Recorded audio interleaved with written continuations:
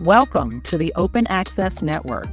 You're listening to the podcast series where we discuss diversity and impact in community development finance.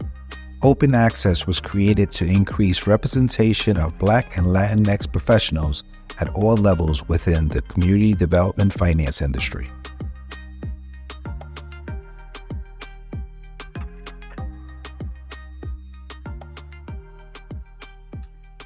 Hello, everybody.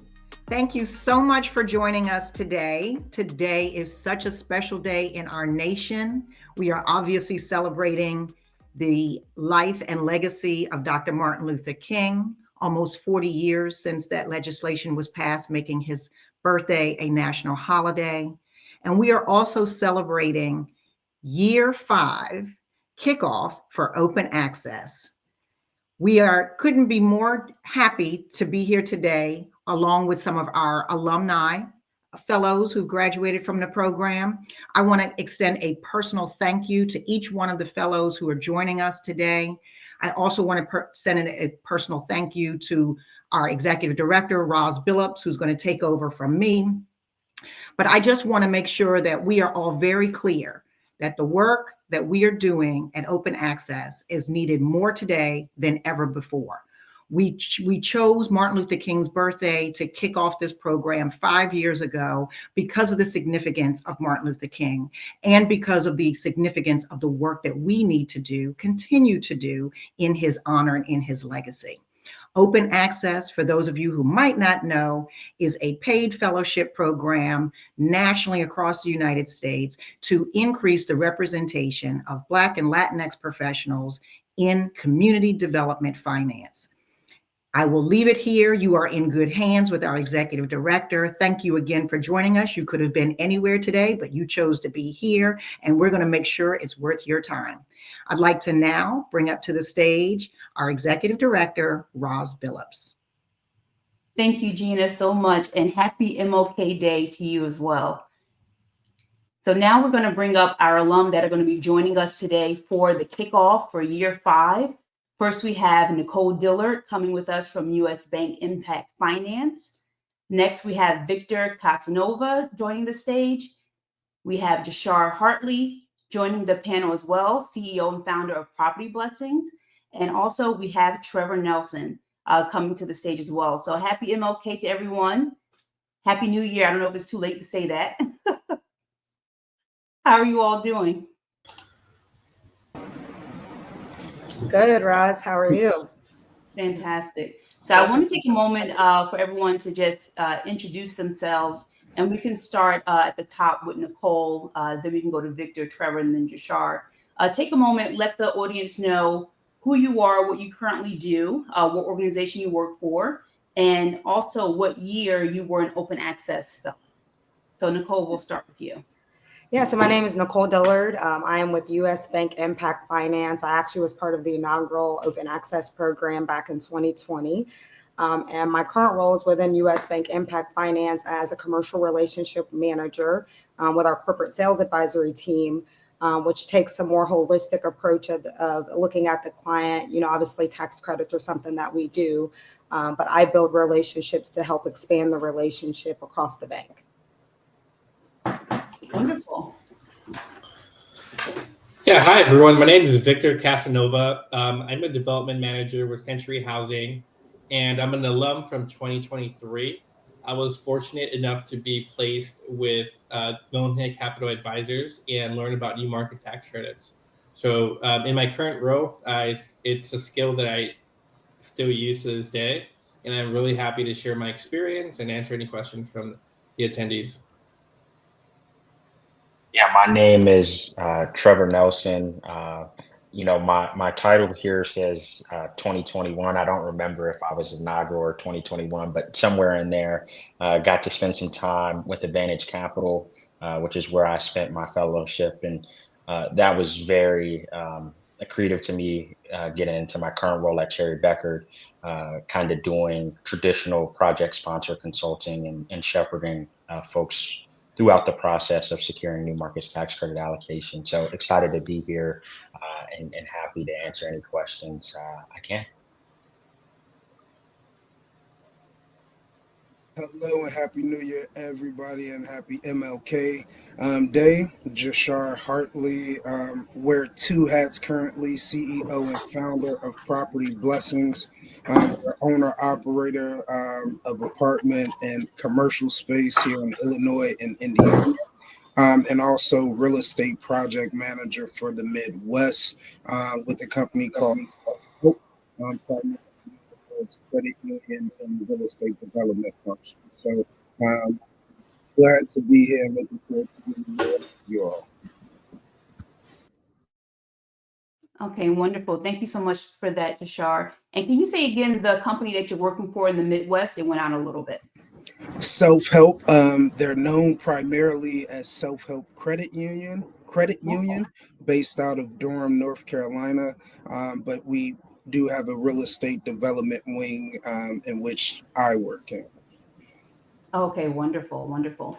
And for the folks who may not know, and Gina introduced me, I'm the executive director of Open Access, Roz Billups, and I too am an alum. I completed the program in 2022 in New Jersey with New Jersey Community Capital, where I was the compliance and lending fellow. So it was a wonderful opportunity, really helped me to transition from my typical finance role as an independent advisor to actually doing work in community development.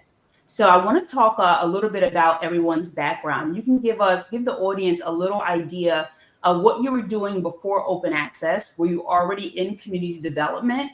And then how did you find out about the fellowship program? And then if you could tell us a little bit about your experience, whether you were virtual, if you were hybrid, if you were in the office, and really how that helped to kind of transition to where you are now. So we can go ahead and get started. Victor, where were you before Open Access and how did you find out about the program? Oh, that's a great question. So before Open Access, I was in a place where I was looking for community. I was internally, I was working in real estate development, which I'm still staying the course. And I was working all over the West Coast. So I was working in Hawaii, California, Texas, Colorado, and I was trying to get a better understanding of community development finance because it's a lot of times a big portion of our capital stack. And me coming from a low resource income community in Compton, California, I didn't have those resources to understand finance or how to speak finance. And so I was looking for community, a place where I could learn so I could have a bigger impact in my community.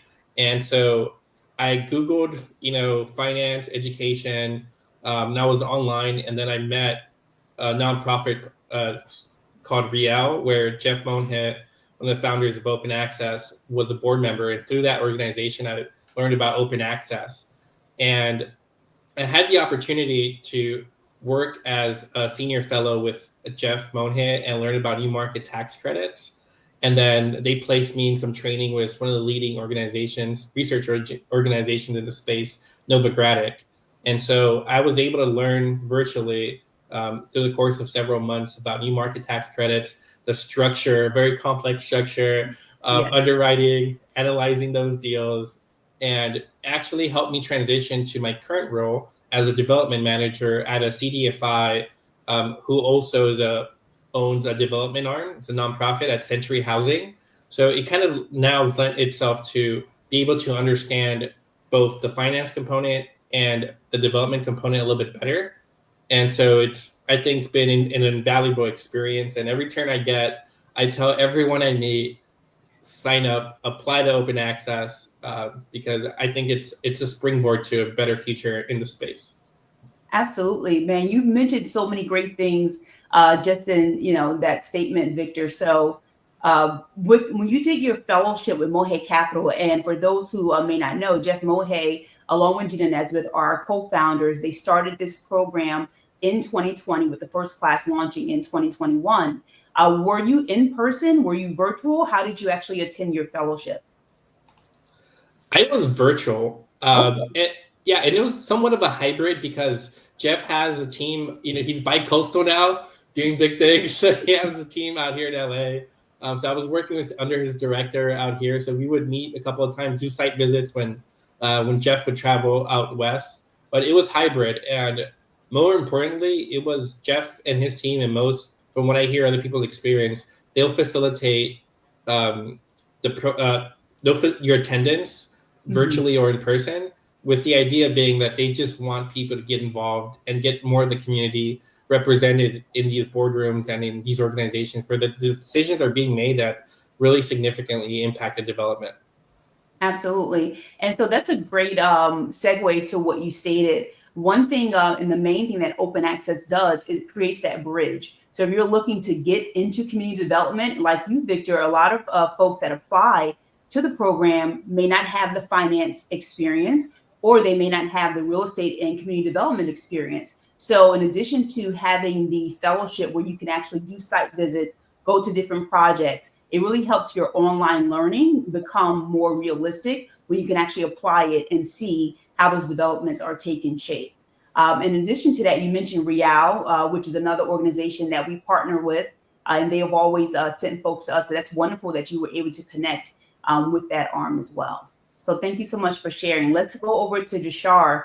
Jashar, tell us how you found out about open access and where you were before getting into the program. Yes. So I learned about open access through Project REAP, which a lot of alum and current individuals in the program have also participated or graduated through that program. And fortunately for me, and like Nicole and others on this call, I was a part of that inaugural class that was placed with open access. And right before this, I was still wearing two hats, interestingly enough. But in 2019, my wife and I had just started Property Blessing. So we were really just in the place of kind of boots on the ground, just doing, I think, at that point, our second fix and flip project. So really just getting on the ground skills and really being everything in the business. But also at that point, I was in insurance. I was a manager with Geico Insurance, overseeing a couple of states. But I was constantly trying to get into the real estate space, like constantly. But interestingly enough, being on the side now, the communication that I would always get after interviewing was, you don't have any experience in real estate. And I find that pretty oxymoronic now, because you see most people on this side don't have a traditional real estate background in most cases. So I just saw it more so as a barrier of entry. But when I was placed in open access, I was placed with a company called Senaire, which is a tax syndicator based out of Lansing, Michigan. And that also, I was placed on the new market tax credit side. So it gave me great exposure to one. We were doing work in low and medium income areas anyway with our own business. But I always wanted to know, how was these bigger deals being financed? Because they weren't penciling for us regularly as a regular market rate deal. So going this route, it really helped me to understand some of the financial tools that are available, but in most cases required to get a lot of these projects even done in our communities of scale. So that gave me a great opportunity to start to learn, and was my entry point into commercial real estate after being hired on from the fellowship. Wonderful. And I'm happy that you mentioned that a lot of applicants and the folks that end up becoming fellows do not have a traditional real estate background.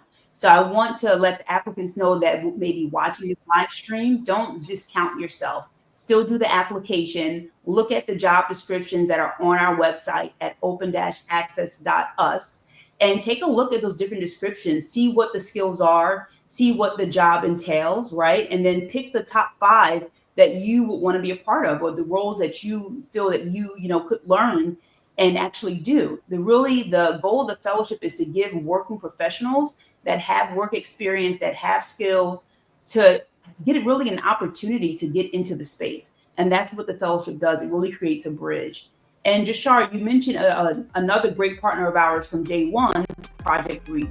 So Project REAP has been a partner from the beginning. They've helped us market the application, and they market the program on their website. So anyone who is involved in Project REAP, that also counts. Make sure you put that on your application. Let us know what state you were part of Project REAP and also what year. Those are things that sponsors will look into. And for all the applicants, the sponsor organizations, they're the ones that are going to interview and select you to be a fellow. The Open Access team does not select the fellows. So you have a chance to interview in front of 25 different organizations, and even to just get that FaceTime and to ask questions and to get insight. And you will really get access to really places where you would be locked out traditionally. That's, the reason for Open Access. And that's really in the name, Open Access. So creating that bridge. And this is really the reason why we have the alums sharing their stories. So you can just see the diversity in the background and how they got into the program, and it's national. So with that, I want to bring up next Nicole Dillard. Again, she's an inaugural Open Access Fellow from 2021. Nicole, give us a little bit about your background, what you were doing before Open Access, and how you found out about the program. Yeah, sure. So I actually was in the banking industry at the time. I was actually working at US Bank, but I was new to the commercial real estate business banking space. And I was, like Jahar, in the Project REAP program. And that's how I found out about the Open Access program. And so I applied for the Open Access program probably pretty shortly after completing the Project REAP program. And believe it or not, I've been banking for a very long time, but was not fully familiar with the community development finance space. And so once I learned about, what it meant and the way that it kind of created a bridge from what I was currently doing to what my passion was, the rest was history. And so I was actually an fellowship at Stonehenge Community Capital out of Columbus, Ohio, which is where I'm originally from. And my experience was completely virtual. So I think I met the managing director once in person to put a face with a name, but other than that, it was virtual. And then obviously after that, looked for opportunities internally at US Bank within community development finance. Wonderful. And so your program was completely virtual. Can you tell us a little bit about the type of work that you did during your fellowship at Stonehenge? Yeah, so I was basically worked for them in the business development space, looking for a specific qualities for a fund that they had. So worked with them to identify different companies that would be a good fit across the country. And actually one of the companies that I introduced them to, they ended up giving a significant amount of those funds to. And then I also helped them with getting more investors involved and looking for opportunities in that space as well. Okay, wonderful. And so it's interesting because you were in banking for a good while before you got into the Open Access Fellowship, right? Yes. But in your experience in banking, how much of that experience translated to the fellowship? So there's an ongoing joke in banking that you learn something new every day, right? So that's just banking, right? Mm-hmm. But I will say that there were a lot of skills that did transfer in terms of underwriting or building relationships and things of that nature. But community development finance still felt like a whole new world. There were so many new things, so much more compliance, regulation, stipulations, different ways of financing transactions that I wasn't, accustomed to. So there still was a pretty significant learning curve, even with me being, inside of banking, but going over to community development.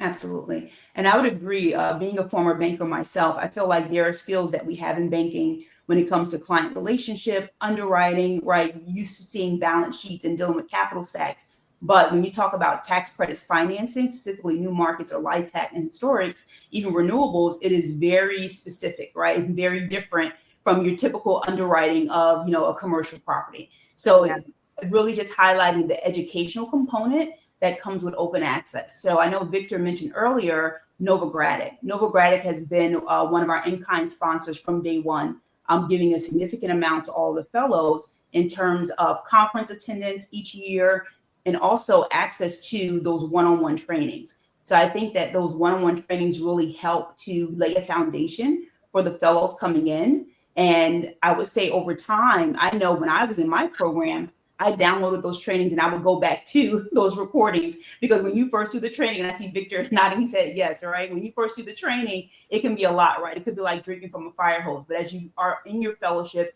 and you're doing the work, and you're like, oh, this is what that meant, right? This is actually where this applies. So just really having the online training, also being able to go to conferences and doing the hands-on job work, with your fellowship hours together, that's really bringing a robust program. And now from there, Nicole, having that experience, how did you transition from what you were doing prior in banking to what you're doing now? Yeah, so again, because this was kind of in some ways a new world for me, I desired to kind of go directly into a role more similar, the relationship management, being in front of clients, building relationships. But there was so much still to learn. I learned a lot through the education, but that hands-on experience is really important. And so I actually took on a project manager role initially, where I was responsible working with the entire deal team, which kind of helped me understand more of the structure, the details of the transactions, all the different parties. And I worked in a project manager role. And as far as also the underwriting, the difference between the traditional underwriting and the tax credit underwriting. And so I did that for 2 years prior to going back into my role now, which is commercial, relationship management. So wonderful. Thank you so much for sharing that. And so now we're going to bring up also one of the inaugural fellows, Mr. Trevor Nelson. Trevor, how are you? Good. How are you? Fantastic. So tell the folks where you were before Open Access, how you found out about the program, and talk a little bit about your time at Advantage Capital. Yeah, for sure. So I was working at a family office in Detroit. And at the time, it was really interesting just with COVID. And, I always tell people I was bored. So, family offices are really fun when there's people in charge that have really exciting ambitions, and for a variety of reasons that had slowed down. So I was like, what's next for me? And very similar to the folks on the call, was in Project REAP at the time. Was in Michigan. A lot of people in the Midwest hear about housing opportunities and want to explore what's happening.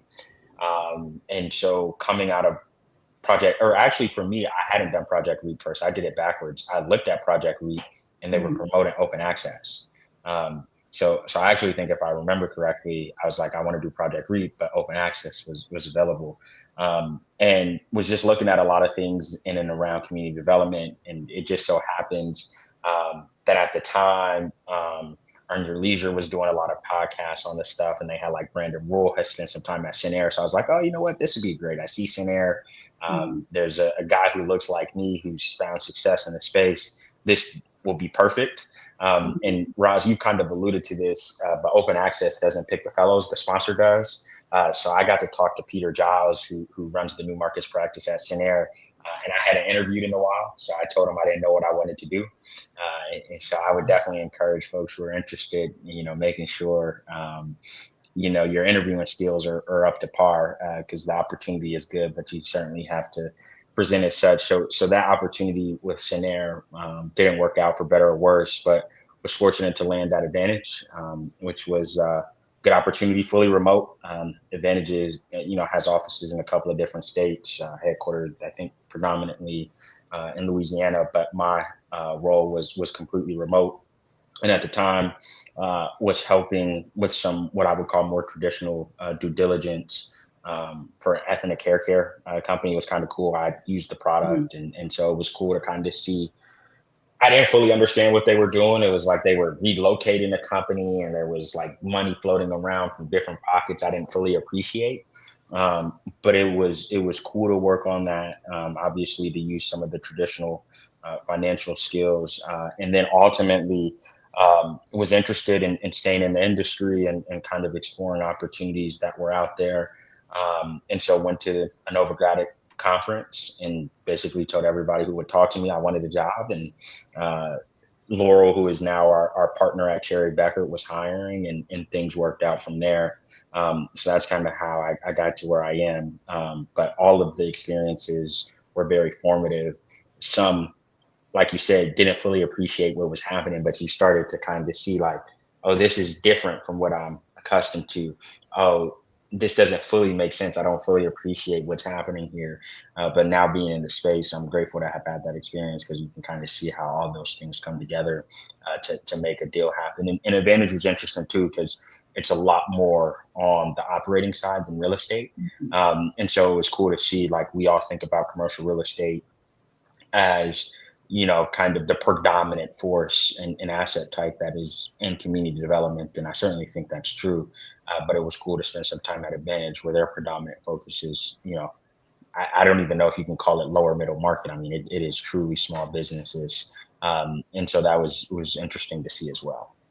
Wonderful. And something you mentioned too, which I've seen all of you, especially Nicole and Trevor more recently at the Novogradac conferences, right? And so that conference opportunity is also huge for our fellows and alum that get to participate. I know in a week or so here, we have some folks going to the conference in San Diego. I know I saw a great number of fellows at the New Orleans conference back in the fall last year. But that opportunity to network and actually to meet the sponsors in person, right? The folks that sponsor the program financially, also the folks that actually host fellows, and to have that interaction and that FaceTime, I mean, it's so valuable. And then in addition to that, the events that follow. So you literally have 3 days of an immersive experience where you can interact with hundreds of people who are in community development finance and also supporters of open access. So it really becomes a community within a community. And I think, like, Trevor, to echo what you said, as you are around longer and you're doing more in the industry, you really can appreciate it more, right? Wonderful. Absolutely. So if you can tell us now, in your day-to-day role, what are you currently doing, and what are you working on? And do you have any particular thoughts or goals for 2025? Yeah, that's interesting. Thoughts or goals for 2025. Maybe just to start with, kind of current role in the new market space, which I think a lot of fellows are placed. There's these project sponsors, we call them qualities, that receive the tax credits. And, most developers, nonprofits, day job isn't securing tax credits. And so my job is to help those sponsors, from the concept of, like, I have an idea, I have a little bit of a gap or could use some extra juice, to the actual financial closing where money moves, and then even a little bit thereafter, helping sponsors figure that out. Also, on a day-to-day, it's a little bit different, right? Some days you might be putting together, mini project models. You might be, talking with lenders, because typically, new markets is truly gap financing. So there's a lot of, puzzle pieces that are getting put together. And this is what the industry, I think, would call kind of deal closing season, right? There's an important threshold date. So I have a couple closings that are actively happening, and knocking on wood and praying that everything goes according to plan. So that is, what my day job looks like. And so whether, it's coordinating with lawyers and various accountants like the Novogradacs of the world to get financial projections, or, like I said, working with third-party lenders or the project sponsor to just help them figure things out is kind of where I spend most of my time. And a goal for this year, I think is kind of twofold. So number one, I spend most of my time on the project sponsor side of the house. But we have a team at Cherry Bekaert that writes applications. I don't think I have very much application in writing applications, but I've said since the day I started to understand, I mean, this doesn't move or happen unless, groups are allocated these credits. So getting more familiar with that process, what the special sauce is at Cherry Bekaert while I have access to it, I think would be beneficial. So we've been having some conversations. We've signed up some interesting clients. So I think I'll spend more time, learning more about that process. And then the other piece of this, I think, in open access could be an interesting vehicle for me to do this. I think we'll have to see where policy goes a little bit, but I think there's lots of opportunities in the green space and, some of the other credits that aren't new markets. And as our team thinks about diversifying our practice and making sure that irrespective of where things go, we have a diverse offering to support clients. I think there's a lot to explore in the green energy space. And as it relates to impact investments, I think the industry will continue to push in that direction. So for me, it's kind of diversifying from my day job to say, how can I continue to be excellent there and develop my expertise there, but also how can I diversify that to, diversify the offering. So those are the things I'll be kind of working on in the new year. Wonderful. And I want to echo what you said there too, when you talk about the green energy space. That is a place that we're expanding to as well. We're super excited and grateful to have had a fellowship actually last year for 2024. So Victoria Tate, who was a fellow at True Fund, actually got to work on some of the projects in the green space. And for the first time this year, we will have a booth at the Novogradac Conference in Chicago, the Renewables Conference. So if you are available or around and able to come to that, definitely you can come out and support. But that's definitely the next area where we're looking to, really start to expand, beyond new markets and LIHTC and historics, right? So Victor, I want to bounce back to you. Tell us a little bit about what you're currently working on, and if you have any specific goals or focus for 2025. Yeah, happy to. At Century Housing, one of our bread and butter are master plan communities as a developer, and especially public-private partnerships. And some of our more high-profile projects include like the West LA campus, which we're working on in partnership with our friends at US Vets and Thomas Safran. We're also heavily involved with the One San Pedro project, which is a huge, almost waterfront affordable housing redevelopment in San Pedro. And the one I'm most proud of, just because I'm from Compton, is our partnership with Charles Drew University, which is the only HBCU west of the Mississippi. And it's a 13-phase master plan development that I'm involved with, and is where I think my experience with new market tax credits, thanks to the open access program, is most relevant, because when we're looking at at financing every single phase, I think I'm seeing an opportunity to leverage new market tax credits with our partners. And so on my day-to-day, I do everything from the acquisitions to the legal, all the agreements with our partners, both on the public and the private side. I do all the underwriting, the financing, putting together the capital stack, the LIHTC applications, work with the syndication team, handle all the closings. I do all the design, work with the architects, all the land use planning. I manage all the construction for our team. And then I drive that through lease up, and then I hand it off finally once it's been stabilized to our asset management team. So we're a soup to nuts shop. And I do, a little bit of everything. And so that's what makes my job really exciting and also very challenging, because on a day-to-day, I could be doing construction one day, finance, closing calls the next. I could be doing land use the next day. And on a crazy day, I do all of the above, from one call to the next. So my goals for this year are really just to successfully navigate this challenging capital markets environment, make sure my projects get funded and financed, and I put together those capital stacks, and deliver on the projects that are in the pipeline. I think we pride ourselves in delivering affordable housing as a community benefit. And I know now more than ever, especially with the fires that we experienced, there's a shortage and we have to do our part. So I'm really looking forward to delivering the units we have in the pipeline and making sure that we do our part as a community partner. Wonderful. And I'm happy that you mentioned that the project that you're working on, that, it could be suited for new markets. That is something that we're also proud of at Open Access, that we have alum working together on deal teams and projects together.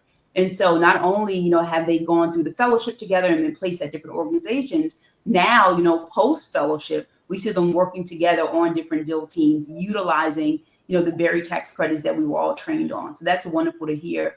And our hearts definitely go out to all the folks that have been impacted by the fires. We've been seeing that, and it really is going to be, a lot of work that we all have to do to help with the rebuilding. So thank you so much, Victor, for sharing that.